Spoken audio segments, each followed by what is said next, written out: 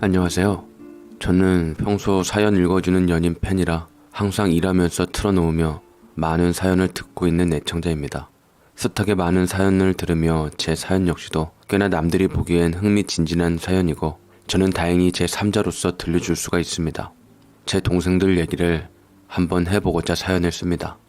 저는 삼형제 중 의젓한 장남이었어요. 저는 어렸을 적에 저 혼자 사랑받는 것이 좋아 동생들이 없기만을 바랬는데 금슬이 좋으셨던지 2명이나 태어나고 말았습니다. 부모님이 이른 나이에 결혼하셔서 저를 낳고 몇 년 후 제 동생을 낳으시고 제가 주민등록증이 나오고서야 막둥이 동생을 기적적으로 낳으셨는데 당시 40대 후반이셨던 부모님께서는 얼떨떨하시며 굉장히 기뻐하셨던 기억이 납니다.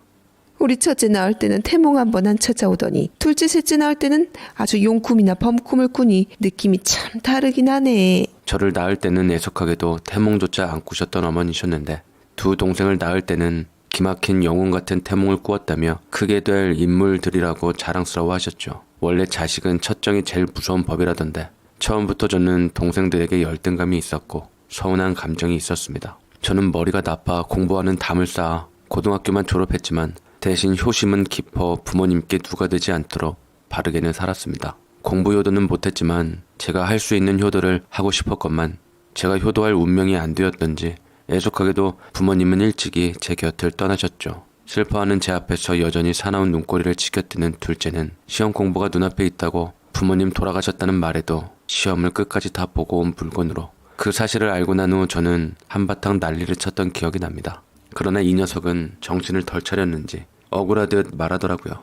나도 부모님 저렇게 가신 거 슬퍼. 그치만 솔직히 시험 내가 끝까지 보고 가나 안 보고 가나 부모님 돌아가신 건 똑같잖아. 부모님들도 내가 당신들 때문에 시험 망치는 거 원하진 않을걸? 물론 둘째는 저와 달리 태몽이 예지몽이 되었던지 정말 똑똑해서 공부도 잘하고 어릴 때부터 떡잎부터 다른 녀석이었습니다. 세상에 일찍 눈에 띄면서 철이 일찍 들은 바로 아래 둘째 동생은 애지중지 녀석을 애정으로 사랑으로 감싸 안는 부모님을 본인 잣대에서 못나게 보며 부끄러워했는데 제가 사랑하고 존경하는 부모님을 그런 식으로 보니 저는 둘째 동생이 맘에 안 드는 상황이었죠.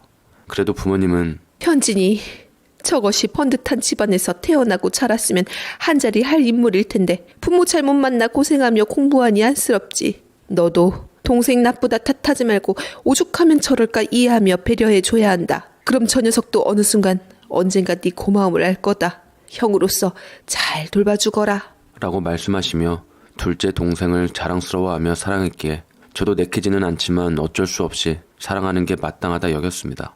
그리고 셋째가 태어났을 때 저는 두 분 아직 정정하시고 금슬이 좋으시다고 생각하며 다 늦게 동생을 얻게 된 것에 뜨뜻미지근하게 축하해드렸던 기억이 납니다. 둘째는 막둥이 동생 태어난 것에 대해 무슨 생각을 했던지 가뜩이나 불만 많은 인상 구겨진 것이 펴질 날이 없었습니다. 어쨌거나 그렇게 셋째까지 낳으셨으면 그 어린 것 보고서라도 천년만년 오래오래 사실 것이지 핏덩이 같은 자식 눈에 밟혀서 어찌 가시려고 그만 아버님 친구분 상갓집에 다녀오느라 어린 동생을 제게 맡기고 가셨는데 돌아오는 길에 불우한 사고를 당하신 거였죠. 사고로 부모님을 잃었을 때 당시 늦둥이 제 동생은 불과 돌쟁이였습니다. 그것 때문에 저와 동생은 부모님을 잃게 되었고 저는 집안의 가장이자 동생의 인생마저 떠안은 큰 책임을 가지게 되었습니다. 늦둥이 동생인지라 나이 차이가 20살 가까이 나니 저는 졸지의 애아빠나 다름없는 신세가 되었어요. 저는 다행히 성인인지라 제 앞가림을 할 수 있는 나이가 되었지만 누군가가 보살펴주지 않는 내 동생은 어미 없는 서름에 맺힌 듯 유달리 큰 목소리로 울어대었습니다. 그나마 대학은 휴학 상태였고 가정사정으로 군대는 면제 판정을 받은 게 다행이라면 다행이었죠. 그 당시에는 지금처럼 애 놓는다고 뭔가 나라에서 보상이나 있었던 시절도 아니었던지라 저는 졸지에 애를 업고 다니며 노점상 장사를 하며 여기저기 치이며 전전해야 했습니다. 일단은 애를 유치원에 보낼 때까지만 해도 이 악물고 악착같이 동생을 키워내야지 싶었는데 참 한참 친구들과 청춘을 보낼 시기에 나는 고작 노점상하며 애 없고 매 순간을 지내야 한다는 처량한 사실이 그땐 왜 그렇게 슬펐는지 모르겠습니다. 그러면 안 되는 거였지만 동생이 매번 귀찮기도 하고 어쩔 때는 삶의 무게나 폭처럼 느껴질 때가 더 많았으니 돌아가신 부모님이 생각하시기에는 절 천하의 나쁜 형이라고 생각할지언정 애를 돌보는 것은 정말 크나큰 고난의 연속이었습니다. 친구들은 이런 저를 보며 혀를 끌끌차기에 바빴고 안타까운 마음을 여실히 드러냈습니다. 평생 애기 등에 업고 어떻게 사냐. 때 되면 우유 먹여야지, 이유식 먹여야지, 기저귀 갈아야지. 네 동생은 돌이 넘었는데 왜 아직 걸음마도 안 하냐? 우리 조카 보니까 돌 전에 금방금방 잘 걷던데. 너 이러다가 나중에 애인이나 제대로 생기겠냐? 동생 다 크기 전까지는 결혼도 못할 것 같은데? 완전히 동생이 아니라 아들이네 아들 라고 말을 했는데, 저는 제가 욕하는 건 괜찮지만 친구들이 한마디씩 해대자 괜시리 부하가 일어나서 짐덩이같이 취급하지 말라고 크게 소리 한번 지르자 친구들은 꼼짝 못하고 제 눈치를 보며 뒷담 하나 까기 바빴더랬죠. 둘째는 날이 갈수록 썩 공부를 잘하는 편이라 괜히 또 막내 때문에 학업에 지장이 갈까봐 이미 말아먹은 내 인생이나 그냥 동생 돌보는 데 쓰자 싶어서 돈이나 악착같이 잘 벌어다 둘째 뒷바라지, 셋째 똥바지나 했지요. 그렇게 몇 년간 열심히 악착같이 살자 세월이 지나가긴 하더이다. 동생은 3살이 되어서야 뒤늦게 걸음마를 시작하고 5살이 되어서야 말문이 트였는데, 어디 잘못됐다, 병원을 찾아가야 한다는 주변 사람들의 말을 무시하며 기다린 보람이 있었던지 늦게나마 다 해냈고, 나중에는 다른 아기들을 따라잡기라도 하듯 금방 시장통에서 누가 가르쳐주지 않았는데도 간판 글씨도 읽고, 제가 장사하고 있으면 주변에서 혼자 알아서 놀고, 때때면 현 곁에 돌아오는 제법 야무진 아이로 자라서 그나마 맘을 놓을 수 있었습니다. 그리고 유치원 한번 못 보냈지만 얼마 안 가 초등학교를 가게 되면서부터 저는 맘 편히 제 일에 집중할 수 있게 되었어요.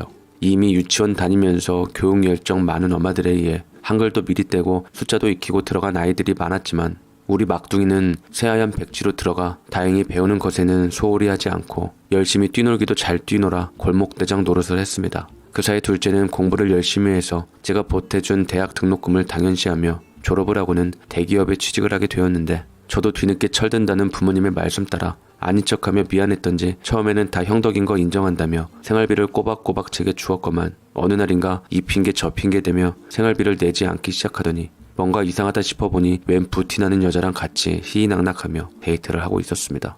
아, 그럼 그렇지, 여자가 생긴 거로구나. 그래, 너도 대학 졸업하고 대기업으로 자리 잡았으니 못난 형이나 동생 생활비 말고 그 돈 고스란히 실속 있게 써서 마음에 든 여자에게 써서 장가가야지. 물론 제 처지 또한 결혼 정년기 신세였지만 저는 동생이 먼저 저보다 잘나고 대단했기에 그것 또한 인정하고 진심으로 가족 만들어 행복하길 바랬습니다. 짐짓 모른 척하고 시간이 흐르면 어련히 알아서 신부감이라도 데려오겠지 싶었는데, 글쎄 이 녀석이 시간이 흘러도 생각보다 결혼 이야기가 더디더군요. 가끔 집에 안 들어오기도 하고 자주 외출을 하길래 곧 좋은 소식이겠구나 싶어 갈비탕 먹을 생각이었는데, 생각보다 더뎌 뭐 잘난 녀석이니 결혼도 준비하고 알아서 제 앞가림 하겠지 싶었습니다.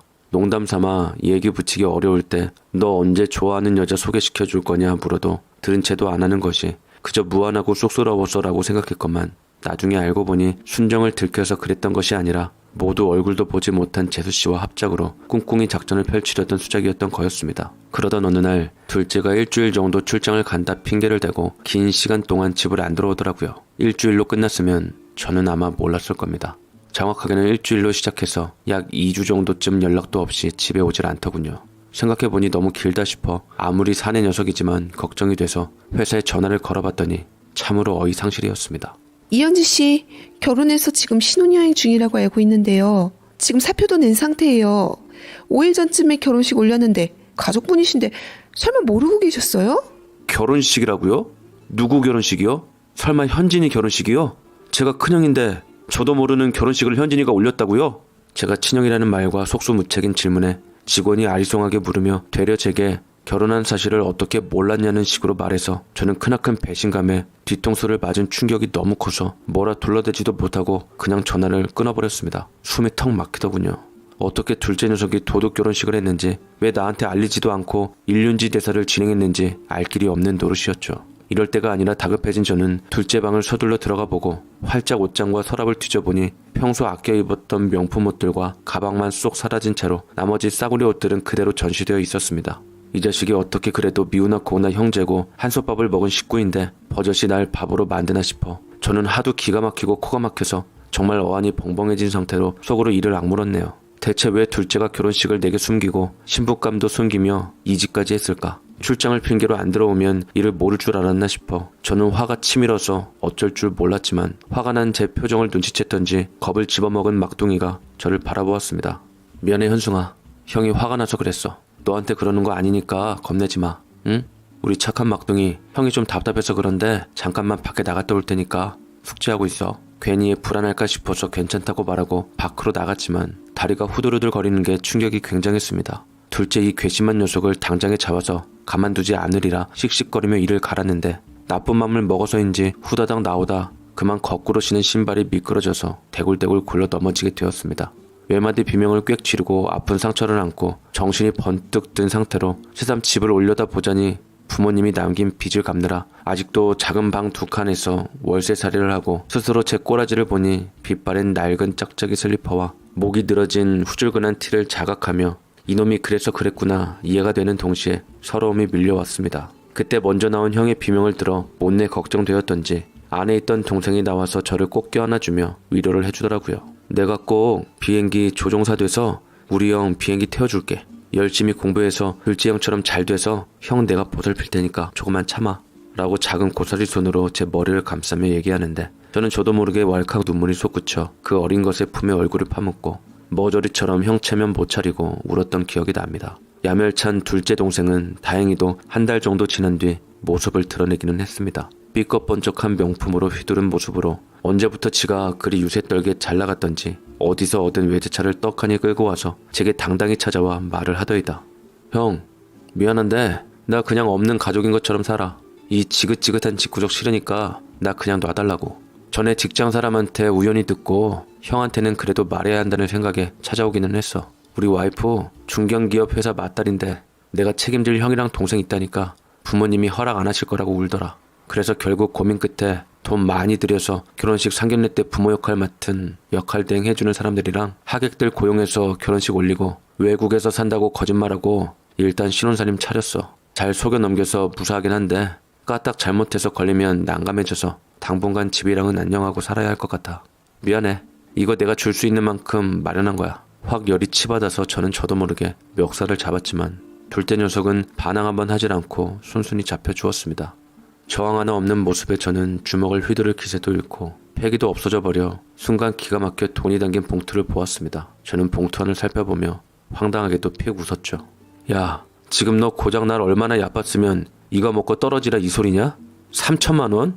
고작 3천만 원이 널 여태 뒷바라지 해준 대가야?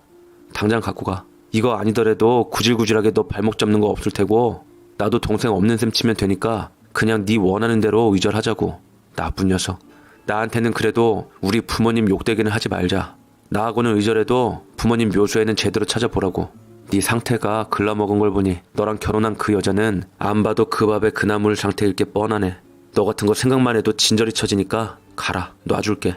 네가 원하는 대로 보지 말자고 라고 말을 하자 자리에서 일어나 마치 제 입에서 그 말이 나오기만을 기다렸다는 듯 나가는 둘째였고 정말 더 황당했던 건 제가 던진 봉투 그것 또한 아까웠던지 제가 거절한 봉투를 챙기려던 찰나 막내가 어느새 와서 그 봉투를 채갔습니다. 첫째 형이 거절한 거 내가 대신 받을게. 이거 받아야 형도 마음이 놓일 수 있잖아. 그치만 우리가 연 끊긴 거 형 반드시 후회하게 될 거야. 내가 후회하게 해줄 거야 라고 막내가 힘을 주며 말을 하더라고요. 어린 녀석이 이래버리니 당돌한 듯 참 네 가지가 없다며 거지 같은 환경 속에서 똑바로 살란 얘기와 동시에 나가버린 둘째를 허망하게 보며 저는 또 한 번 꼭 성공해야겠다고 이를 악물었습니다. 저는 아직 부모님 빚이 남아있었지만 둘째가 놓고 간 3천만 원으로 시장에서 전전하지 않고 제대로 된 사업을 한번 해보고 싶었습니다. 그때 막둥이가 중학생이었는데 제 일을 돕겠다며 학교를 자퇴하겠다고 하더라고요. 지금 소질도 없는 공부 끄적거리느니 검정고시 치러서 하겠다고요. 저는 하고 있는 일이 옷을 떼어오는 곳에서 직원 일을 하고 있었는데 3천만 원을 투자해서 제가 사장이 되어 옷을 직접 떼어오는 경로를 찾아내어 팔기로 했습니다. 그때 막둥이가 옷을 인터넷에다 팔면 어떻겠냐고 제안을 하더라고요. 그럼 이미 가게 얻어서 널려놓은 건 어쩌냐 했더니 동시 판매 한번 해보자고 나섰습니다. 인터넷 쇼핑으로 대박난 기사를 여러 번 접했던지 그걸 이용해서 우리도 한번 해보자고 했는데 어차피 남은 돈이 좀 있었기에 전자상거래를 통해서 위탁 판매를 시작하다가 우리가 직접 홈페이지를 개설해서 인터넷 쇼핑몰을 개설하게 되었습니다. 어수룩한 솜씨지만 몸이 날렵한 막둥이가 옷을 걸쳐서 사진을 찍었고 반응이 제법 괜찮아 여자 모델도 우리가 가져온 의류를 입히고 사진을 찍어 점차 우리는 돈맛을 보게 되었습니다. 뭐 솔직히 막 대박을 친 거는 아니었지만 그래도 중박 정도는 칠 정도여서 우리는 부모님 빚을 생각보다 빨리 갚게 되었고 이제 우리 삶을 윤택하게 만들기 위해서 우리를 위해서 돈을 쓰기로 했어요. 허나 전 습관이 무섭다고 이제까지 해오던 것처럼 아껴 썼습니다. 대신 인터넷 쇼핑이라는 새로운 길을 열어준 막둥이 공이 큰 만큼 자리가 잡히자 월급도 챙겨주고 가족으로서 이것저것 챙겨주며 위신을 좀 세워주었지요. 그러는 사이 막둥이도 어엿한 어른이 되었고 동업하는 사장님 소리 들으며 우리 쇼핑몰 의류 모델이 되느라 이것저것 관리하면서 제법 시선이 가는 멋진 녀석이 되었습니다. 흔하게 비주얼이 되니 따르는 여자가 많기 시작했고 녀석인 자기 외모가 멋지다는 것을 알았음에도 쉽사리 연애를 하지 않았습니다. 대신 이런저런 모임에 우르르 몰려가선 참석을 했는데 혼자 쭈구리처럼 사는 늙어가는 형이 가엾어 보였던지 바쁜 시간 때문에 컵라면이나 먹는 노총각이 돼버린 제 앞길을 생각한 듯 어느 날 제게 여자 하나를 소개시켜 주더라고요. 요즘 동호회 잘 되어 있어서 나가봤는데 덕분에 같은 인터넷 쇼핑몰 하는 사장님 알게 되었어. 형처럼 가족들 뒷바라지 하시느라 시집 못 가셨다는데 한번 잘 만나봐 라고 장난기 가득한 웃음으로 제게 소개를 시켜 주었습니다. 얼떨결에 저는 같은 업종을 하고 있는 여사장님을 만나게 되었는데 처음에는 여장부 마냥 괄괄한 성격이랑 성형한 얼굴이나 외모가 그닥 마음에 들진 않아서 거절을 했는데 동생 권유로 몇 번 더 만나보니까 아무래도 같은 일을 해서였던지 말이 잘 통하더라고요. 여사장님은 본인이 직접 모델도 하고 사업도 하고 있어서 본인 스스로를 가꾸는데 많은 노력을 붓는 사람이었습니다. 그러다 보니 부족한 부분을 성형하고 가꿨다고 했죠. 처음에는 인위적인 모습이 마음에 안 들었지만 그것도 자기 관리라고 생각하니 이해가 되었고 어찌되었던 그녀는 의술의 힘이라도 나이에 비해 동안이었고 지게 과분한 외모의 여자분이었습니다. 그래도 저는 40이 넘도록 아직 제 일이 더 좋았고 장가갈 마음이 없어 배자 그녀가 좀 더 제게 적극적이게 나오면서 데이트 신청도 하고 줄기차게 제 마음을 얻기 위해서 노력하더니만 기어이 먼저 꽃과 함께 프로포즈를 하더라고요. 저 나무한테 쉽게 맘 열지 않는 이 사장님이 마음에 들어요. 저 이래봬도 능력 있는 여자예요. 티는 별로 내지 않았지만 부동산도 꽤 있고 벌어놓은 돈도 꽤 많아요. 다 내 돈 보고 접근하는 남자들만 만났는데 이 사장님은 안 그래서 더 좋아요. 죄송합니다. 저는 결혼에 아직 마음 준비가 안 되었어요. 혼자가 편하고 앞으로도 혼자 살고 싶습니다. 라고 거절을 했습니다만 그녀는 물러서지 않은 채 제 손을 잡고 다시 한번 자신만만한 미소를 띠고 얘기하더라고요. 그럼 혼인신고는 말고 일단 결혼만 해요. 결혼 생활에서 마음에 안 들면 물러도 돼요. 나와 결혼해서 행복하지 않다는 사람 나도 고이 보내드릴 수 있으니까 일단 빚고 우리 결혼해봐요. 라고 말을 하더라고요. 저는 당찬 그녀의 말에 철벽치던 마음이 스르르 녹아내렸고 그녀의 적극적인 매력에 오랜 고심 끝에 결국 결혼을 결정하게 되었습니다. 그녀는 제법 이런 게 능수능란한 게 이제까지 시집을 못 간 게 아니라 시집가서 혼인신고만 안 한 건 아닌가 싶어 의욕 짙은 눈초리로 보았지만 말만 대뜸 내뱉고는 뭔가 어설프고 서투른 모습에 그건 아니구나 싶어 마음을 놓고 귀여워지기 시작했죠. 저는 제 아내가 된 그녀와 결혼식 후 3달 후에 혼인신고를 마치며 제2의 인생을 시작하게 되었고 그녀의 부동산에서 생각지도 못한 럭셔리한 집에서 살게 되었습니다. 당연히 제 동생도 함께 말이죠. 원래 제 동생은 아내의 명의로 된 집에서 얹혀 사는 것도 좀 그렇고 특히나 신혼인데 시동생이 얹혀 있는 건 상식적으로 더더욱 아니라고 생각해서 나가겠다고 했지만 독립하겠다는 거 아내가 말려서 같이 있게 되었습니다. 부담스럽게 안 할 테니까 편히 같이 지내자라는 고마운 말에 붙어있게 되었죠. 살림솜씨도 좋고 예쁜 와이프를 둔 복 많은 사람이 된 저는 결혼을 한 후로 생각보다 행복한 가정생활에 안정감을 찾을 수 있었습니다.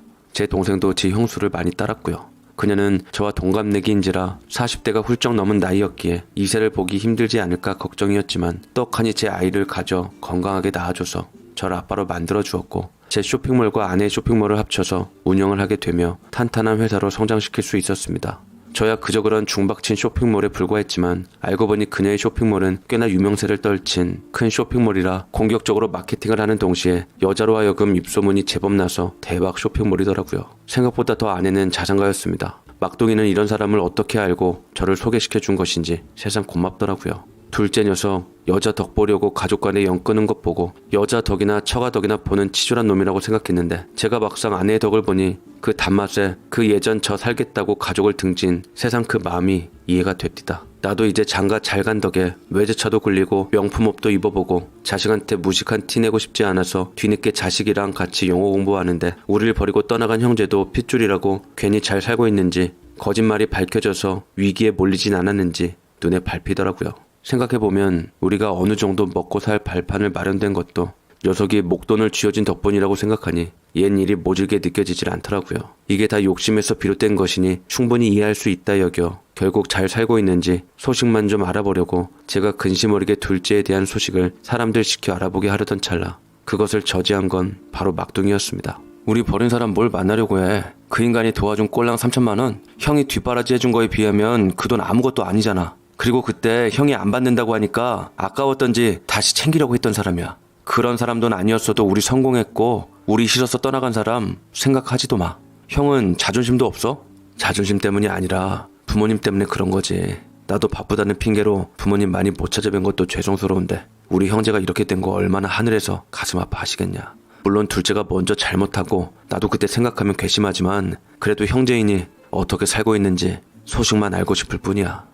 그럼 조금만 기다리던지 조만간 알게 될 수도 있어 라며 막내는 이미 알고 있다는 듯 말을 하는데 저는 이게 무슨 소리인가 귀를 의심해서 막둥이 너 둘째 형 소식 알고 있냐며 그게 무슨 뜻이냐며 물었지만 막내는 아직은 일이 어떻게 될는지 모르겠다고 입을 다물었습니다. 능청스러울 정도로 듬직하게 커버린 막둥이는 어느샌가 공부를 해서 저와 약속했던 것처럼 기특하게도 검정고시를 땄더라고요. 다음에는 모델학과로 대학을 진학해서 제대로 모델을 하고 싶다고 꿈을 가졌지만 일단은 하고 싶은 일이 있다며 아니 해야 할 일이 있다며 잠시 뒤로 미루겠노라 했습니다. 그게 무슨 말이냐 물어도 아무 대답도 않고 말을 돌리며 자리를 피했고 뭔가 불안한 예감이 둘째 때처럼 엄습해왔지만 막둥이만큼은 내 발등을 찍지 않겠지 싶어 꾹 참고 아내의 의견을 들어 기다리고 참고 있었는데 그러다 녀석이 저와 아내가 아이 재롱을 보며 사랑스러워 넋이 나가 있을 때 조심스럽게 말을 하더라고요. 나 좋은 사람 있어요. 저보다 좀 연상이긴 한데 저 그 여자와 결혼하고 싶어요 라고 말을 하는데 솔직히 결혼을 하기에는 아직은 어리다고 생각했기에 잠시 당황하기도 했습니다. 제가 순간 아무 말도 못하고 놀래서 얼이 빠져있자 아내가 불쑥 끼어들어서 호들갑을 떨었습니다. 어머나 도련님 축하드려요. 짝만 나면 일찍 결혼하시는 게 좋죠. 제가 늦게 결혼해서 애 낳아보니까 아주 그런 생각이 절실하게 들더라고요. 여자분이 연상이면 얼마나 연상이에요? 요즘 능력 있는 연상도 저처럼 관리 잘하면 너무 좋더라고요. 형수님이 해주는 밥 더 먹고 싶었지만 이제 눈치껏 빠져드리려고요. 저 때문에 신혼생활다운 신혼생활도 못해서 늘 죄송했거든요. 그런 말씀 마세요. 도련님, 저희가 얼마나 도련님 걱정 많이 했는지 잘 아시잖아요. 특히 이한테는 도련님이 아들이고 희망이고 사랑이었어요. 좋은 여자분이랑 결혼하셔서 행복하게 사시면 좋겠어요. 라는 아내의 진심 어린 조언에 씁쓸하게 웃음을 짓던 녀석이었습니다. 저는 막둥이를 불러 잠시 앞에 포장마차에 가서 한잔하자고 나섰고 슬리퍼 차림으로 질질 끌고 나왔는데 예전에 문방구에서 파는 몇천 원짜리 낡은 슬리퍼가 아니라 지금은 슬리퍼 하나를 신더라도 고급 브랜드를 신고 있는 제 자신을 발견했습니다. 그래, 그때와는 분명 상황이 달랐습니다. 둘째가 우리를 버리고 떠나갈 적에 그때의 제가 아니라는 생각에 저는 동생을 좀 더 당당하게 보고 자신감 있게 볼 수 있는 용기가 생겨 물었습니다. 정말 너 결혼 결심한 거야? 대체 어떤 여자길래 네가 벌써 결혼을 하려고 하냐? 좋은 사람이야. 날 좋아해주고 돈도 많고 멋진 여자야. 너랑 얼마나 차이 나는 여자인데 7살 정도? 내가 제일 좋아하는 숫자가 7인 거 알지? 행운을 가져다 줄 여신 같은 느낌이 드는 게 럭키 7이라서 좋더라고. 별 시덥잖은 의미 갖다 붙이지 말고 7살이면 적은 나이 차이 아닌데 정말 괜찮겠어? 그러자 막둥이는 잠시나마 그림자가 드리워졌지만 이내 아무렇지 않은 듯 피식 웃으며 괜찮다고 하고는 연달아 잔을 들이키더라고요. 왠지 그 여자를 좋아해서 하는 결혼이 아니라 무슨 목적이 있다는 생각이 들어서 말리고 싶었지만 순순히 말을 들을 것 같지가 않았습니다. 좀 더 캐물으니 7살 많을 뿐 아니라 이혼 한 번 한 아들 딸린 이혼녀라고 했는데 제발 겉모습이나 조건만으로 반대는 하지 말라고 덧붙이더라고요. 형만은 안 그럴 거라고 믿는다며 말이죠. 애인은 7살 연상의 이혼녀라는 조건이 사실 저도 사람인지라 동생의 와이프감이자 제 재수씨로는 마음에 들지 않는 조건이었지만 동생이 완고하게 결혼에 대한 결심이 선 것 같길래 그럼 네가 그리도 좋아하는 아가씨이니 얼굴이나 한번 보자. 어디 잘 어울리나 봐보자. 큰형이 봐줄게 라고 하니 내친 김에 돌아오는 주말에 약속을 잡자 하더라고요.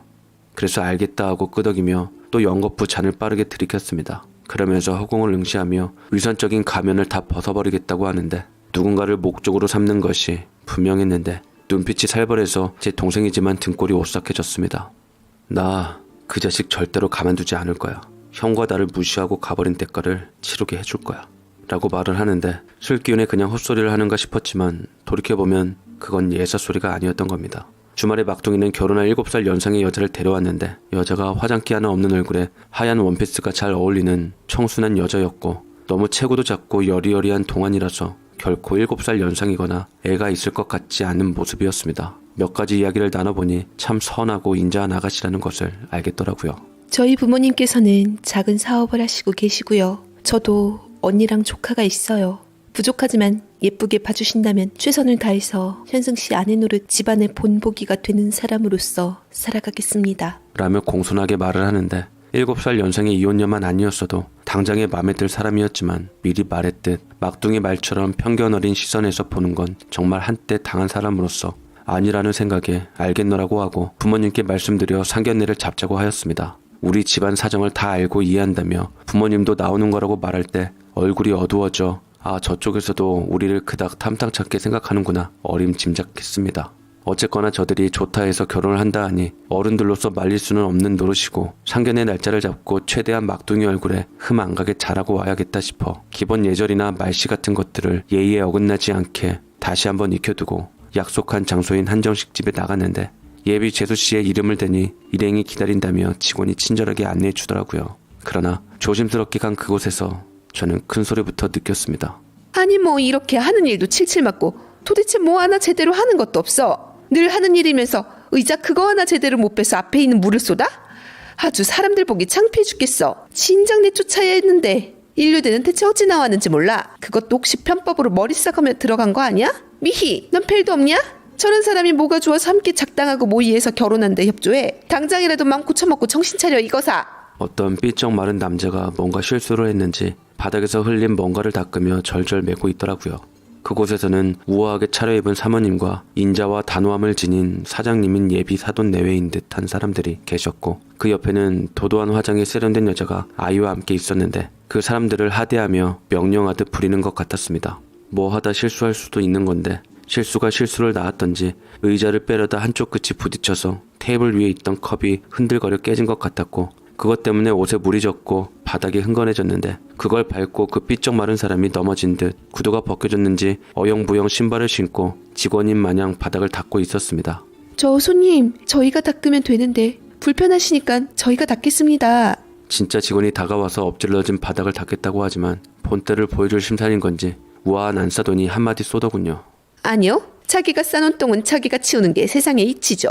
이 사람이 저지른 일은 당연히 이 사람이 처리하는 게 맞는 겁니다. 앞뒤 안 가리고 뭔가를 저질렀으면 책임을 져야 하는데 으레 시간 지나면 잊혀지겠지. 누군가가 해결하겠지. 이런 심보로 산 사람에게 전 아주 이골이 난 상태라 그냥 자기가 처리하게 내버려 두세요. 라고 말을 하는데 서슬퍼런 목소리가 행여나 우리 결혼할 막내에게도 향하지 않을까 결혼을 허락했다 한들 걱정이 앞서더군요. 옆에서 안싸돈이 그러니 덩달아 따라 나온 장성한 손주와 부인인 딸도 흘겨볼 뿐 뭐 하나 편들어 주질 않았습니다. 그런데 가만히 지켜보다가 저는 그 사람이 낯설지 않다는 것을 알게 되었어요. 말랐지만 익숙한 머리와 실루엣에 마음이 쓰였습니다. 저도 모르게 다가가서 그 사람을 보았는데 맙소사 바로 그 사람은 10몇 년 전에 형제 관계에 의절하고 결혼한 둘째가 아니겠습니까? 제가 어줍잖게 나타나자 사돈 내외가 저를 발견하고는 역시나 마뜩지 않게 인사했습니다. 저희가 미수 부모 되는 사람입니다. 아직 애들이 안 온 모양이니 먼저 앉으십시오. 라고 말씀을 하셨는데 순간 들려오는 목소리와 둘째와 저는 정면으로 마주치게 되었고 녀석도 한눈에 저를 알아봤던지 이내 안절부절하지 못하더라고요. 어쩐 일인지 무슨 일을 겪었던지 살이 많이 빠져 보였고 예비사돈과 안사람 자식의 비유를 맞추며 정신이 없어 보여 딱 했는데 그 녀석은 그토록 당당하게 집을 나갔던 바로 둘째 동생이었던 겁니다. 혹여나 현승이가 계획한 일이 이건가 싶었고 대체 이게 웬 기막힌 인연인가 싶어 멍하니 있을 때 동공이 흔들리던 그 녀석의 표정이 스쳐 지나자 이내 도착한 현승이 목소리가 들렸습니다. 안녕하세요. 저희 도착했습니다. 늦어서 죄송해요. 사뭇 밝은 얼굴로 다정하게 예비신부와 함께 현승이가 도착했고 예비신부는 저 부모님에게 엄마 아빠 반갑게 하면서 도도한 여자한테는 언니라고 칭하며 둘째 녀석한테 나긋나긋하게 형부라고 부르는 것이 아니겠습니까? 세상에 맙소사. 관계를 대강 정리를 하자니 막둥이 녀석은 둘째가 결혼한 왼수 같은 여자의 친동생과 결혼을 하는 것이 분명했습니다. 어디서부터 인연이고 어디서부터 계획된 건지 막둥이를 알 수가 없겠더라고요. 둘째를 보며 시리게 웃는 막둥이는 결혼할 여자와 찰싹 붙어가지고서는 자리에 앉았습니다. 둘째가 헛기침을 하며 불편했는지 도도한 여자의 잘 앉으라는 시선에 꼬랑지를 내리고 눈치 보기에 바빠 최대한 제 시선을 피하더이다. 현승이는 둘째와는 다르게 자신이 부모가 없고 형이 부모 노릇하면서 다 키워줬고 가방끈이 짧아 중졸이지만 검정고시 치러 고졸이 되었다. 이제 꿈이 생겨서 대학도 생각하고 있다며 현재 하고 있는 일과 자신에 대해서 하나도 숨김없고 가감없이 모두 당당하게 오픈했습니다. 가난하고 힘들게 살았다는 말도 덧붙였는데 이를 보고는 예비 사돈은 안색이 안 좋아졌지만 이내 별 개의치 않는다는 듯 끄덕거렸습니다. 무슨 말인지 잘 알겠네. 어찌되었던 우리도 흠이 없는 것은 아니니 뭐라 할 말이 없구만. 어디서든지 잘 살면 되니 나는 그냥 자식들이 원하는 삶을 살게 하고 싶습니다. 사돈 생각은 어떻습니까? 라고 제게 예비 바깥사돈이 그리 말씀을 하시는데 어찌 보면 사돈과의 인연은 일찍이 둘째 때문에 먼저 볼 수도 있던 사이였는데 둘째가 거짓말을 하는 바람에 이렇게 살게 되었으니 언제까지 모른 척해야 하나 바늘방석 앉은 기분으로 저는 애써 버텼습니다. 예비 사돈이 얘기를 하고 있는 사이 도도한 여자는 둘째를 어디 머슴이라도 데려온 양 하나부터 열까지 다 시켰고 제 앞이라고 뭐 숨기는 것도 없어 보였습니다. 바보같이 둘째는 그들이 하나부터 열까지 시키는 걸 다 따랐고 식사 서빙이나 물 심부름까지 직원이 늦게 온다는 이유로 대신 다 했습니다. 화장실 한번 가는 것도 눈치 보며 가더라고요. 제가 알고 있던 둘째와 너무나도 달라 약점을 잡힌 것만 같았습니다. 상견례가 끝나자 운전기사 노릇까지 자처하며 한두 해 하는 게 아닌 듯 너무나도 익숙하게 뒷차 문을 열어주며 앞에 앉는 것 같았습니다. 저런 모습 보려고 내가 젊은 날 죽기 살기로 돈 벌어 공부시킨 것이 아니었는데 순간적으로 둘째가 받는 대우에 화가 났습니다. 어쩌다 보니 막둥이 때문에 겹사돈을 맺게 되었는데 겹사돈을 겹사돈이라고 말도 못하고 이걸 어찌할 노릇인지 현승이를 불러세웠죠. 너 이게 다 어떻게 된 일이야? 둘째 녀석이 결혼한 집안이라는 거 뻔히 알고 있었지. 저번에 포장마차에서 둘째 가만 안 둔다느니 어쩌느니 한 거 겹사돈 시나리오 너 일부러 작정하고 이렇게 한 거야? 현승이를 몰아세우자 한동안 아무 말 못하다가 한숨을 뱉고 말하더라고요. 그런 거 아니야. 처음엔 그냥 둘째 형이 너무 미워서 작정하고 그런 게 있어서 호기심에 다가간 거였는데 사실 지금 그 여자를 만나보니 너무 착하고 순해서 내가 마음이 간 건 사실이고 결혼도 진심이야. 또 애둘러서 얘기를 들어보니 둘째 형이 벌 많이 받고 있더라. 우리 와이프 될 사람한테 물어보니까 둘째 형 형수님이 처음엔 좋았는데 아이 낳고 이런저런 문제로 갈등이 많았었나 봐. 그러다 보니 어떻게 하다가 부모님한테 다 알려지게 되었고 사기 결혼으로 크게 한번 일날 뻔했는데 그래도 둘째 형수가 숨기고 결혼하는데 일조한 자기 잘못도 있고 애도 태어난 조건으로 고소도 받고 같이 살기로 했다나 봐. 처가살이하게 되었고 멀쩡하게 회사에서 일하는 사람 데려다 운전기사 노릇, 비서 노릇 시키고 약점 잡아 부리는데도 행여나 잘못될까봐 그냥 참고 사는 것 같다더라고. 사람 인생 한치 앞을 내다보지 못한다더니 그렇게 큰 소리 치고 나간 둘째 형 듣고 나니 불쌍하게 살고 있기도 하고 와이프 이혼하기 전에 전 남편이 둘째 형한테 막 나가기 식으로 대했다고 하고 가족들 뒤통수 친 둘째 형이 정말 생각만 하면 화가 났는데 가족 의절한 대가로 벌 제대로 받고 있는 모습 보니 왠지 맘도 안 좋고 나도 그런 찰나였어. 현승이는 나지막히 얘기를 들려주었고 저도 그 얘기를 듣고 보니 마음이 그랬던 동시에 그 집안 식구들에게 화가 나더라고요. 물론 애시당초 둘째가 잘못하긴 했지만 바로잡아서 같이 살 거 아니면 차라리 법적 조치를 취해서 지은 죄 벌받게 하는 게 낫지. 그것을 갖고 사람 인생을 뒤흔들고 지 멋대로 하려는 인간들 도저히 용서할 수가 없었습니다. 그런 집안인 것을 알게 된 이상 절대로 소중한 막둥이도 보낼 수가 없었죠. 저는 아내랑 그 사실에 대해서 의논을 했고 듣던 아내도 괄괄한 성격을 못 참고 냅다 내지르며 그런 상식 이하의 인간들 가만두지 말자고 하더라고요. 저와 아내는 며칠이 채 지나기도 전에 현승이를 붙잡고 말을 했습니다. 그놈의 집구석 왜 결혼하려고 해? 그냥 그 여자랑도 헤어져. 딱 들어보니 너도 그 집안 들어가면 사랑 구실 못 받고 요즘 그 뭐냐 가스라이팅인가 뭔가 당해서 둘째처럼 그렇게 꼼짝 못하고 살면 어떡하냐. 나 둘째 그런 모습으로 사는 거 아무리 비워도 내 형제인데 그 꼴만큼은 못 본다. 동생 하나 못 지킨 내가 돌아가신 부모님 얼굴은 또 어떻게 뵙겠어.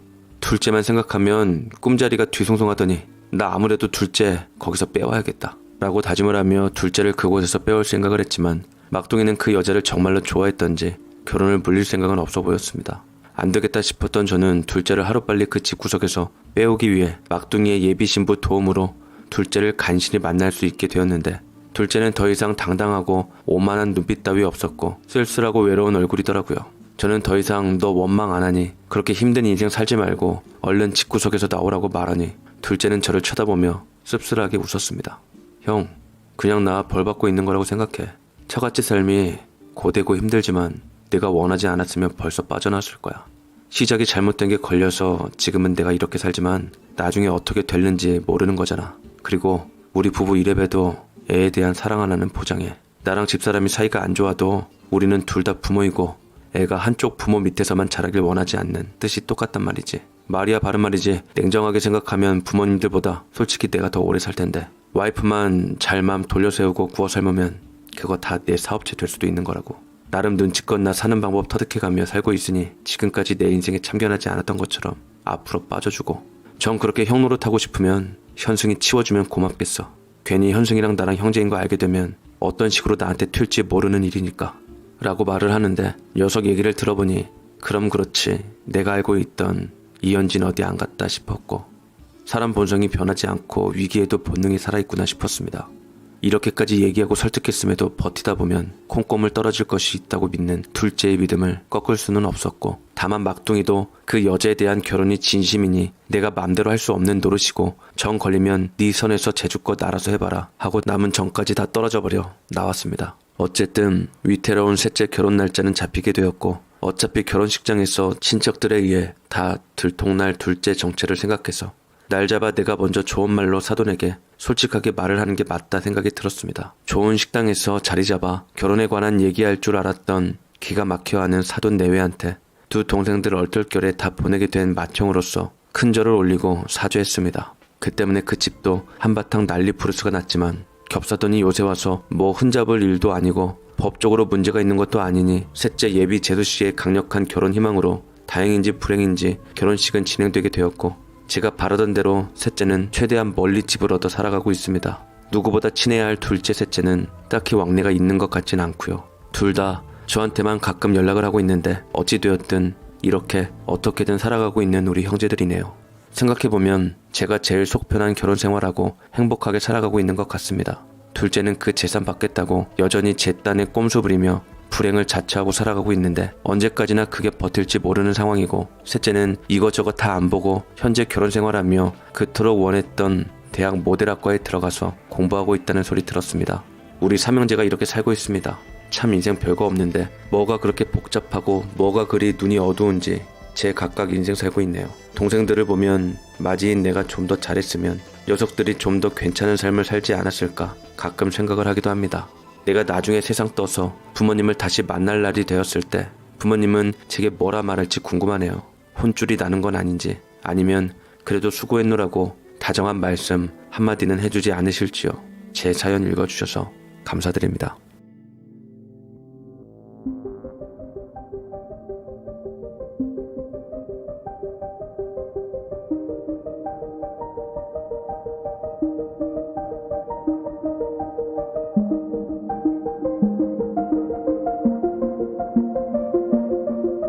안녕하세요.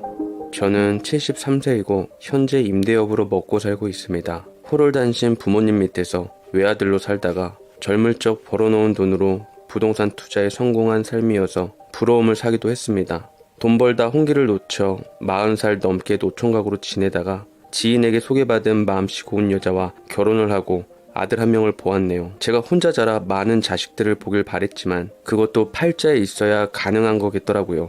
제 외아들은 기특하게도 어렸을 적부터 속 한번 썩이지 않고 서울에 내노라 하는 대학에 떡하니 합격했고 원하는 대기업에 입사해 제 능력을 한참 펼쳤습니다. 그리고 그곳에서 사내 연애로 만난 2살 연상인 여자와 결혼을 하겠다고 저희 앞에 데려왔습니다. 지 어미처럼 순하고 착한 여자를 데려왔으면 좋았을걸. 꽤나 반반한 외모이기는 했으나 어딘가 모르게 드세 보이는 예비 며느리가 마음에 걸리더군요.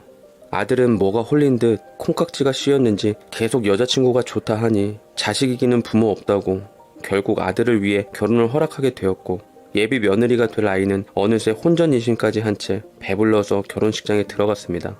사실 예비 며느리는 어렸을 적 부모가 이혼해서 엄마는 바람나서 도망갔고 아빠 밑에서 동생과 함께 같이 살았다고 합니다.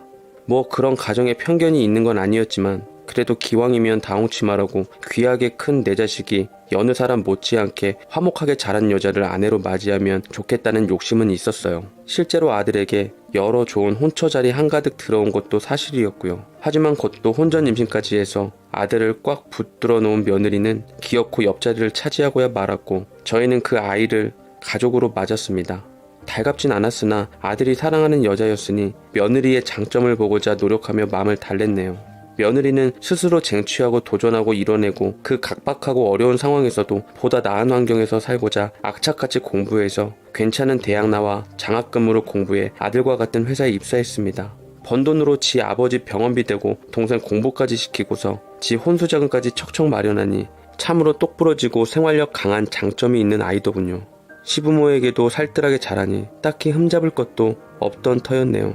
뭐 사람이 항상 완벽할 수만은 없으니 전 며느리를 맞아들이기로 하고 아들과 행복하기를 바랬습니다. 그러던 중 살면서 저는 인생의 최대 불행한 일을 겪어야 말았습니다.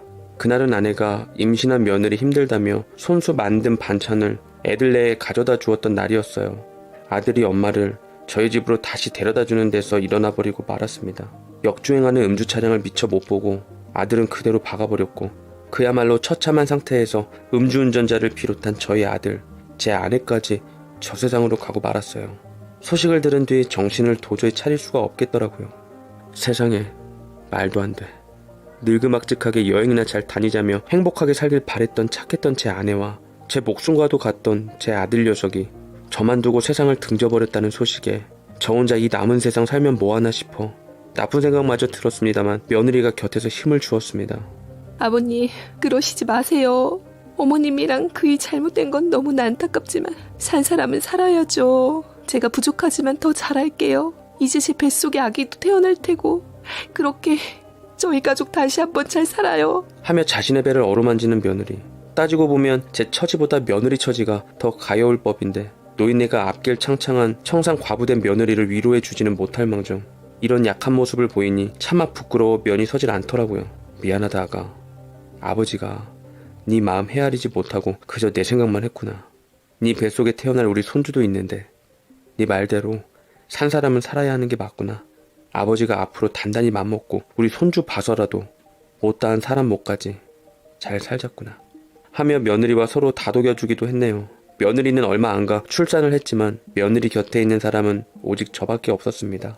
출산하는 그 힘든 순간마저 제 안사람도 아들도 아무도 없다는 게 참으로 서글프더이다. 며느리와 저는 홀홀 단신인 상태에서 서로를 의지하며 손주와 인사를 했고 제 손주 녀석은 태어날 때부터 아비 얼굴조차 보지 못한 가엾은 신세가 되었습니다.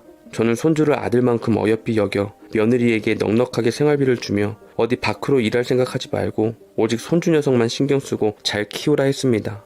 처음에는 괜찮다며 제 아이이니 제가 복직해서 돈 벌어 아들 교육시키겠다 했지만 그래도 어디 그런가요? 제가 없는 사람도 아니고 건물 임대로만 웬만한 잘나가는 월급쟁이 봉급 이상 나오는데 저는 손주와 딱한 며느리를 위해서 아낌없이 내주었습니다. 그렇게 6년이라는 시간이 흘렀고 여느 때와 마찬가지로 며느리와 가까이 있는 곳에 다 자란 손주 재롱 보면서 저는 가는 세월 붙잡지도 못한 채 나이만 먹어가고 있었습니다. 며느리는 직장에 복귀하게 되었고 가까운 데 사는 제가 손주를 데리고 와 항상 저희 집에서 시간을 보내곤 식사 후 지 집으로 가곤 했습니다. 제가 사는 이유는 자라나면서 아들을 빼닮아가는 손주를 보는 일이었고 아들 어렸을 적과 제 안사람과 행복했을 적을 그리며 추억에 의지한 채 그저 눈 감을 날만을 기다리고 있었네요. 그러던 중 제게 들어오는 여자분이 있었습니다. 손주 유치원 같이 다니는 같은 반 아이 할머니였는데 맞벌이인 자식을 대신해서 손녀딸을 봐주고 있는 사람이었어요. 그저 오다 가다 인사하다가 이내 말 붙이는 사이로 그러다 차 마시고 식사하니 저희는 어느새 좋은 친구가 되었습니다. 정씨라서 제가 정 여사님이라고 불렀는데 우리 눈 감은 안사람처럼 참으로 착하고 순박한 그런 사람이었어요. 지난 아픔을 가슴에 묻은 한많은 세월 술 한잔하며 털어놓았더니 정 여사님도 속에 있는 말을 털어놓으시더라고요. 그러셨군요. 참 자식 먼저 보낸 부모 심정은 말로 다 못다하죠. 제 팔자도 어찌나 사나운지 남편 먼저 몹쓸병으로 잃고 막내딸마저 사고사로 잃었는데 어찌나 죽지 못해 사는 목숨인지요. 얼마나 그간 힘든 삶을 사셨겠어요. 누구보다 그 심정 이해합니다. 라며 서로 자식 잃은 맘을 위해주기도 했습니다. 절대 안사람 아니면 제 곁을 내어줄 수 없다 여겼는데 정이라는 게 참으로 무서워 마음이 열리더라고요. 가끔 저희 집에 와서 식사를 챙겨주기도 하고 집안 청소를 해주며 제 말동무를 해주었는데 어찌나 말을 곱게 하는지 젊은 청춘마냥 막 설레거나 하진 않았지만 함께하는 시간은 참으로 즐거웠습니다. 저희는 친구관계로 넘어 남녀로서 호감이 생겼고 점차 가까워져 요즘 사람 말로 여자친구, 남자친구 의지하는 연인 사이가 되었답니다. 그런데 어느 날 미처 염두에 두지 못했던 일이 생기고 말았어요. 퇴근 시간도 아닌데 난데없이 며느리가 저희 집에 들르면서 사단은 시작되었습니다. 아버님, 저 왔어요. 외근 중에 잠시 근처에 왔다가 들렀는데 저희 승준이 유치원에 잘 다녀왔어요? 라고 웃으며 들어오는데 그때 하필 제 집에서 정여사와 그 손녀딸이 함께 시간을 보내고 있었고 정여사님은 익숙한 앞치마 차림으로 부엌에서 뭐를 한창 만들고 있었습니다. 당황스러워하는 며느리 앞에서 저는 떠듬거리며 정여사님을 소개했습니다. 며느라, 인사하거라. 우리 손주랑 같은 반 아이 할머니란다. 라고 인사를 하니 며느리 순간 쎄해지다 능청스럽게 웃으며 반갑게 정여사님을 맞아주었습니다. 뭔가 골치가 아파지더라고요. 며느리가 드세면이 있었으나 생각이 깊어 이해해주려니 싶기도 했지만 마음이 썩 편하지 않은 건 사실이었습니다. 며느리는 정여사님을 보낸 후 평소처럼 손주 녀석을 데려갔고 다음날도 그 다음날도 정여사님에 관해 어떠한 것도 묻지 않은 채 흘려보냈습니다. 폭풍 전야로 저는 며느리의 눈치를 보며 정여사님을 숨어서 만나는 꼴이 되어버렸고 다행히 정여사님은 제 입장을 이해해 주셨는지 서운한 내색을 굳이 드러내진 않더라고요. 그런데 며느리가 어느 날 어떤 여성분을 제 앞에 데려왔습니다. 아버님, 서로 인사드리세요. 이분은 저희 친척분 지인이신 한 여사님이세요. 음식 솜씨도 좋고 집안일도 깔끔하게 잘하셔서 아무래도 아버님께 필요하신 분 같아 모시고 왔어요. 월급은 제가 알아서 드릴 테니 걱정 마시고 편안하게 지내세요. 한여사라 하는 여자분은 두툼한 화장에 세련된 염색된 머리를 하고 젊게 차려입고 왔더라고요. 이미 정여사님께 가끔 와서 집안일을 도와주던 터이기도 했고 불편하기도 해 저는 좋은 말로 거절했습니다. 허나 며느리 끝까지 제 말은 듣지도 않은 채 계속 이분이 집안일을 해주면 좋겠다고 하는데 막무가내식으로 나오는 며느리에 두 손 두 발 들어버렸네요. 아니나 다를까 한 여사가 오고 나선 정 여사님은 집에 자연스레 발길이 뜸하게 되어버렸고 그 틈을 타 한 여사는 제게 다가오기 시작했습니다. 늘그막직하게 먼 여자복이 터졌는지 한두 번 피하고 거절하니 한 여사는 자존심이 상했는지 노골적으로 절 유혹했습니다. 오늘 저 집에 안 들어가도 돼요. 제가 얼마 전 와인 한 병을 선물로 받았는데 향기가 아주 그윽하더라고요. 저와 괜찮으면 한 잔 부딪혀요. 라며 제게 잔을 내밀었고 저는 여러 번 괜찮다 사양했지만 밀어붙이다시피 해 억지로 주는 와인 한 잔을 마신 후 정신 못 차린 채 그대로 골아 떨어져 버리고 말았습니다. 그 다음날 깨나 보니 깔끔하게 정돈된 방에 여느 때와 똑같은 아침을 맞아 전 안도의 숨을 쉬었고 날이 밝을 때 손주를 유치원으로 데려다주며 정 여사님과 마주쳤는데 정 여사님이 여느 때와 다르게 제게 비수꽂힌 말씀을 하시더라고요. 승준 할아버지가 저 말고 댁에 계신 분이랑 그런 관계인 줄 몰랐네요. 그렇게 여러 여자 거느리시는데 소질 있으신 분인 줄 몰랐어요. 진짜 부끄러운 줄도 모르고 실망이네요. 라며 말씀을 하시곤 제 곁을 지나가시는데 이게 다 뭔가 싶었습니다. 다 오해라며 전 집에 있는 사람하고 아무 관계도 아니고 그 댁은 며느리가 데리고 온 친척의 지인분이시고 단지 우리 집에 집안일 도와주시러 오신 분이다라고 설명했으나 감정이 앞선 정 여사님께는 씨알도 안 먹히는 얘기였습니다. 정 여사님하고 멀어지자 그 틈을 이용해 집에 있던 한 여사는 제 맘에 들기 위해 꽃단장을 하고선 찾아와 말동무도 해주고 집안일도 깨끗하게 쳐주고 정 여사님이 제게 했던 일로써 제 맘을 사로잡으려 했습니다. 게다가 벼랑간 며느리까지 등장해 꽃다발과 봉투를 내밀더라고요.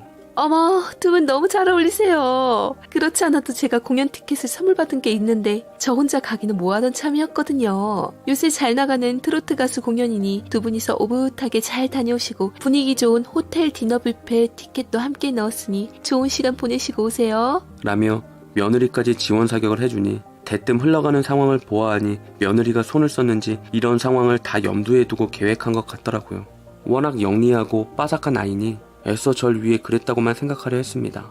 뭐 사실 저 역시 정 여사가 그렇게 나오니 막상 실망스러움에 한 여사를 굳이 피하려 하진 않았지만 사람이 알면 알아갈수록 구관이 명관이다라는 말처럼 교양도 지식도 풍기는 외모의 분위기도 여러모로 정 여사님을 대신할 수는 없겠더라고요. 오히려 한 여사를 통해 정 여사님에 대한 제 마음이 확고하게 자리 잡음을 느꼈고 저는 용기 내어 다시 한번 정 여사한테 다가가기로 했습니다. 저는 한 여사의 감시를 피해 몰래 정 여사님을 놀이터 뒤편으로 불러냈고 그간 구구절절 심정을 쏟아내며 제 진심을 전해주었어요. 그러자 정 여사도 어쩔 줄 모르고서 귀엽고 여린 맘에 눈물을 훔치더라고요. 저도 실은 승준 할아버지가 보고 싶고 그립고 했어요. 제가 왜 그렇게 퍼부었나 반성도 많이 했고요. 하지만 생각할수록 제가 다가설 자리는 없는 것 같아 제 맘을 정리하기로 했습니다. 아무리 우리가 인생을 산 세월이 많다 한들 이해할 부분이 있고 도저히 이해가 안 되는 부분도 있잖아요. 라고 말을 하면서 제게 휴대폰 사진을 주섬주섬 찾아 보여주더라고요. 그런데 이게 웬일인가요? 저는 휴대폰 사진을 보고 그야말로 숨이 턱 막히는 기분을 느꼈습니다. 사진이 정 여사님께 전송이 되었던 겁니다. 저게 언제인지 생각해보니 아무래도 그때 한 여사가 제게 줬던 와인을 마시고 잠시 잠들었던 그날 같았어요. 확 열이 치받는 게 나도 모르게 이런 일을 저지른 한 여사를 도저히 가만둘 수 없겠더라고요. 모종의 음모가 도사리고 있다 여긴 저는 당장에 한 여사가 있는 집으로 들어가려 하는데 어쩐 일로 저 멀리서 며느리 차처럼 보이는 차량이 보였습니다. 평일이라 당연히 회사에 갔을 줄만 알았던 며느리는 연차를 낸 건지 어쩐 건지 가까이 다가가 보니 옆에 익숙한 얼굴의 한 여사와 얘기를 나누고 있었네요. 헌데 그 둘이 하는 얘기가 뭔가 심상치 않았습니다. 야, 나 도저히 못하겠다. 저놈의 빡빡한 영감탱이. 하나부터 열까지 다 맞춰주는데도 넘어올 기미가 단 1도 없어. 저런 별 볼 일 없는 툭툭한 여인네랑 이런 신랑이 하는 것도 자존심 상할 판국에 이딴 데저 받아야겠니? 하며 더운 듯 부채질을 하고 있는 한 여사. 빼죽하게 노려보며 며느리가 입술을 깨물며 대꾸하더군요. 그래서 지금 재산 50억을 그 별 볼 일 없는 퉁퉁한 여인네한테 뺏기겠다고? 엄마, 우리 아빠 돈 못 번다고 그놈의 돈 쫓아서 남편 자식 버리고 같이 일했던 사장놈하고 도망간 거 아니었어? 그렇게 돈 좋아하는 양반이 50억을 눈앞에 두고 포기하겠다고? 시아버지가 엄마한테 안 넘어올까봐 자신 없어진 건 아니고? 엄마? 이게 대체 무슨 소리랍니까? 분명 며느리가 한 여사한테 엄마라고 불렀는데 며느리는 어렸을 적 어머니가 바람나 집 나갔다고 했는데 그 엄마가 바로 한 여사라는 말입니까? 세상에 맙소사. 저는 천지가 개벽할 이 가당찮은 상황에 하늘이 노래지는 것 같았습니다. 비틀거리며 거의 쓰러지기 직전이었던 전 금수만도 못한 모녀의 대화를 마저 들었습니다. 며느리의 말에 분이 일었던 한 여사는 눈알이 뒤집힐 정도로 소리를 지르더군요. 뭐? 자신이 없어? 너 어따 그 여자와 날 비교하는 건데? 날 사람 취급도 안 했던 네가 재산 상속 때문에 날 네 시아버지 옆자리에 심어놓으려는 줄 시커먼 속내 뻔히 아는데 네가 나한테 이따위로 나와도 돼? 아쉬운 게 누군데? 서로 아쉽지 않아? 엄마는 시아버지 곁에서 받을 호감까지 생각하면 나한테 저래도 모자랄 판이야. 시아버지 저 세상 가고 나면 남은 재산 반반씩 나누기로 했으면 잘해야지. 50억이 거저 떨어진 줄 알아? 죽 써서 정여사인지 뭔지 그 여자 주기 싫으면 제대로 좀 하자고. 라고 얘기를 하더라고요. 그 소리를 듣는데 얼마나 손발이 부들부들 떨리던지 손줄을 봐서 그간 믿고 있었던 며느리한테 뒤통수 제대로 맞았던 거죠. 저는 모든 진실을 한 이상 더 이상 가만히 있을 수 없었습니다. 떨리는 손을 가다듬고 애써 제 전담 변호사한테 전화를 넣으려던 찰나 그때 한 여사가 며느리한테 찍소리도 못하고 씩씩거리며 나오다 뒤편에서 그들의 대화를 모두 엿들은 저를 발견했습니다. 어머 깜짝이야. 아니 세상에 여기 왜 여기 있어요? 설마 지금 여기서 우리 얘기 다 엿들은 거예요? 어머머머 기가 막혀. 기가 막힐 노릇을 당한 게 누군데 그 백치 같은 여자는 절 보더니 오히려 자기가 기가 막히다며 황당하다는 얼굴을 하고 있는데 지 엄마 얘기를 듣던 며느리는 단걸음에 달려와 경악하며 아버님 이게 어떻게 된 거냐면요. 말을 주춤거리자 저는 며느리를 붙잡고 흔들며 배신감에 치를 떤 채 절규했습니다. 네가 사람이냐? 어떻게 아버지한테 그런 짓을 할 수가 있어? 네가 나한테 소개한 저 한 여사라는 여자가 진짜 네 친엄마가 맞아? 내 유산 상속 노리고 한 여사랑 짜고 치는 고스톱으로 나한테 접근한 거냐고. 그딴 짓을 저지르고도 너 하늘이 무섭지도 않냐? 네 아들 앞에서 엄마라는 여자가 그런 금수만도 못한 일을 저지를 수 있는 거냐고. 먼저 간 네 남편이랑 시어머니에게 부끄럽지도 않니? 며느리는 한동안 가만히 제게 당하고만 있다가 기왕지사 엎어진 일 갈 때까지 가보자는 심경으로 절 뿌리치며 뻔뻔한 작태로 내지르더군요. 내가 부끄럽긴 뭐가 부끄러워요? 어머님이랑 우리 그이한테 부끄러운 건 아버님 아니에요? 시어머니밖에 없으셨다는 분께서 이제 와서 무슨 부귀영화를 누리겠다고 그런 여자랑 재혼을 할 생각을 하시냐고요. 그럼 우리 아들이랑 저는요? 낙동강 오리알 되라고요? 그 여자네 자식들은 이미 아버님이랑 지네 엄마랑 결혼하는 줄 알고 아버님 건물주인 거 알고 아주 신났던데 그럼 며느리인 저와 제 아들은 어떻게 되는 건데요? 제가 뭐 때문에 여태까지 재혼 안 하고 아버님 곁에 있었던 노고가 몇 년인 줄 아세요? 그걸 유일한 핏줄인 우리 승준이만 물려받을 수 있는 아버님 재산을 그거를 그 여자와 나눠야 한다고요? 절대 있을 수도 없고 있어서도 안 될 일이에요. 저도 다 살자고 우리 아들 지키고자 했던 거라고요. 라고 끝까지 저 잘났다고 우리 손주 핑계만 대니 저는 며느리를 쳐내며 그 더러운 입으로 우리 손주 핑계대지 말고 네 사리사욕을 위해 우리 손주까지 이용하지 말아라. 이제 우리 인연은 여기까지구나. 내 너를 기특하게 생각하고 내 자식처럼 보듬어 주려고 했는데 이런 무서운 짓거리를 꾸민 너하고는 도저히 가족으로 살 수가 없겠구나. 당장 내 곁에서 사라지고 앞으로 평생 보는 일 없었으면 좋겠구나. 라고 하니 며느리는 극단적인 상황에 치닫자 울음이 나오는 걸 간신히 악문 채 저를 붙잡고선 그럼 승준이는요? 승준이도 다신 안 볼 생각인 거예요? 라고 해서 저는 한숨을 깊이 쉬고 그 어느 때보다 냉정한 결단을 내렸습니다. 승준이가 우리 손주인 건 맞지만 승준이가 네 아들로 사는 이상 난 승준이도 절대 볼 수가 없겠구나. 내 손주이기 전에 네 끔찍한 핏줄도 섞인 아이니까. 라고 말하며 한치의 망설임 없이 뒤돌아섰습니다. 며느리는 그제서야 제 진심을 깨닫고는 그 와중에 잘못을 반성하기는커녕 저를 붙잡으며 울고불고 온갖 원망을 하며 독한 언성으로 악을 쓰기 시작했고 심지어 저를 향한 막말이나 저주도 서슴지 않았습니다. 추한 며느리를 보자니 남아있던 정마저 떨어져 관계는 파국으로 치닫게 되었습니다. 믿는 도끼에 발등 찍힌 저는 사람이 무서워져 더 이상 사람을 만날 수가 없는 지경에 이르렀고 심지어 미래를 함께하고 팠던 정여사마저 믿을 수가 없어 모든 인간관계를 정리한 채 살아나가고 있습니다. 그게 벌써 2년째이네요. 가끔 며느리와 손주가 곁에 있었던 지난 세월 그리울 때가 떠오릅니다. 이렇게 된 건 다 누구의 잘못인 걸까요? 제가 뒤늦게 정여사와 만나 재혼하려는 게 그렇게 큰 문제였던 걸까요? 며느리가 그런 천인공로할 일을 저지를 만큼 만약 그렇다면 시간을 돌이키고 싶네요. 아무 일도 일어나지 않았을 때로 돌이키고 싶습니다. 오늘따라 먼저 떠난 아들과 제 아내가 참 그립습니다. 어쩌면 다시 만나지 못할 귀여운 손주 녀석도요. 어서 이 끔찍한 운명이 저물길 바라며 괴로움을 털어놓고자 사연을 보내봅니다. 제 사연 읽어주셔서 진심으로 감사드립니다. 사연 읽어주는 연인이었습니다. 오늘도 저희 채널을 방문해주셔서 감사드리고 저희는 또 다른 사연으로 찾아뵙겠습니다. 감사합니다.